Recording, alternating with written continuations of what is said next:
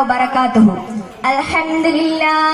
അൽഹംദുലില്ലാഹി വകഫാ വസ്സലാത്തു വസ്സലാമു അലാ സയ്യിദിനൽ മുസ്തഫാ വഅലാ ആലിഹി വസ്വഹ്ബിഹി അഹ്റസ് വദഖി വൽ വഫാ. അമ്മാ ബഅദ്. ഏറ്റവും ബഹുമാനവും ആദരവും നിറഞ്ഞ ഉസ്താദുമാരെ, നിറഞ്ഞ സഹപാഠി സുഹൃത്തുക്കളെ, മറ്റ് രക്ഷിതാക്കളെ, അസ്സലാമു അലൈക്കും വറഹ്മത്തുള്ളാഹി തആല വബറകാതുഹു.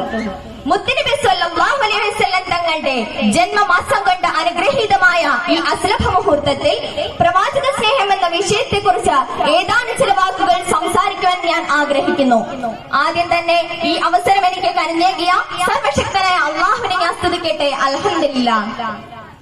സഹോദരങ്ങളെ, മുത്തുനബി സ്വല്ലല്ലാഹു അലൈഹി വസല്ലം തങ്ങൾ മാനവന്റെ മതോത്പാദക ഉന്നമനത്തിന് വേണ്ടി നിയോഗിക്കപ്പെട്ട അതുല്യ വ്യക്തിത്വത്തിന്റെ ഉടമയാണ്.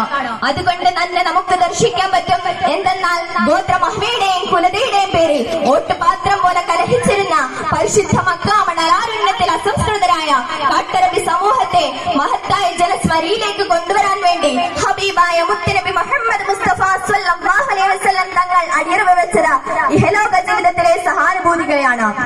അതുകൊണ്ട് തന്നെ നമുക്ക് വേണ്ടി എന്തെല്ലാം ത്യജിച്ച, നമ്മുടെ സൗഖ്യത്തിന് വേണ്ടി അസൗഖ്യം ധരിച്ച, ഈന്തപ്പനെ ഓലകളിൽ അന്തിയിറങ്ങിയ സാക്ഷര മദീനയുടെ പ്രിയ രാജകുമാരൻ ഷഫീഉൽ വറാ ത്വഹ റസൂലുള്ളാഹി സ്വല്ലല്ലാഹു അലൈഹി വസല്ലം തങ്ങളെ സ്നേഹിക്കൽ മുസൽമാനായി പിറന്ന നാം ഓരോരുത്തരെയും പേരിൽ നിർബന്ധ ബാധ്യതയാണ്.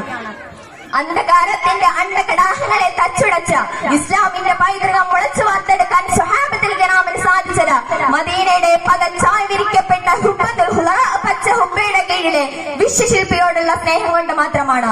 അതുകൊണ്ട് തന്നെ ആ ഹബീബിനെ നാം അകമണ്യെ സ്നേഹിക്കണം. മുത്തുനബി സ്വല്ലല്ലാഹു അലൈഹി വസല്ലം തങ്ങൾ പറയുന്നു, ലാ യുഅ്മിനു അഹദുക്കും ഹത്താ അകൂനു അഹബ്ബ ഇലൈഹി മിൻ വാലിദിഹി വവലദിഹി വന്നാസി അജ്മഈൻ. സ്വന്തം മാതാപിതാക്കളെക്കാളും മക്കളെക്കാളും മറ്റ് ജനങ്ങളെക്കാളും എന്നെ സ്നേഹിക്കുന്നത് വരെ നിങ്ങളിൽ ഒരാളും പരിപൂർണ്ണ മുഅ്മിനാവുകയില്ല. എന്താണ് ഈ കാലഘട്ടത്തിന്റെ അവസ്ഥ? നേരം പുലരുന്നതിന് മുമ്പ് സിനിമ കാണാൻ ജനങ്ങൾ തിയേറ്ററുകളിൽ പോയി കാത്തു നിൽക്കുന്നു.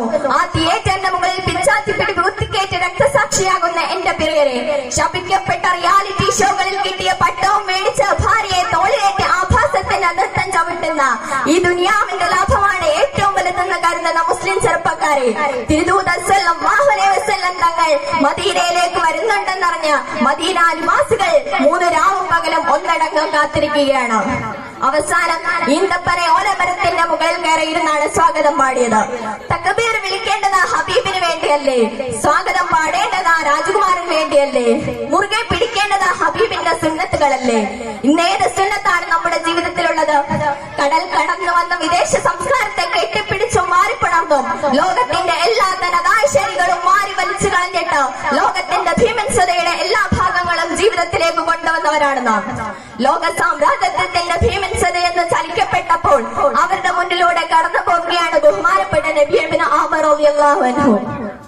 ആ സമയത്ത് സാമ്രാജ്യത്തിന്റെ സർവാധിപന്മാർ മുഴുവനും സർവാഡംബര വിദൂഷകരായി ഗാബ്ലിന്റെ മുന്നിൽ കാത്തു നിൽക്കുമ്പോൾ ഈന്തപ്പന നാരുകൊണ്ടുണ്ടാക്കിയ വസ്ത്രം ധരിച്ച് ലാളിത്യത്തിന്റെ പ്രതീകമായി കടന്നു വരികയാണ് നബി ഇബ്നു ഉമർ റളിയല്ലാഹു അൻഹു.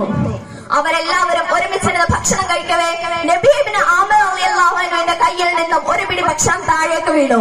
താഴെ വീണ ഭക്ഷണം എടുത്ത് ശുചിയാക്കി കഴിക്കുമ്പോൾ, എടാ പട്ടിണി പാവമേ, നീ മുഹമ്മദിന്റെ നാട്ടിൽ ഇറന്നിട്ട് വന്നതാണോ?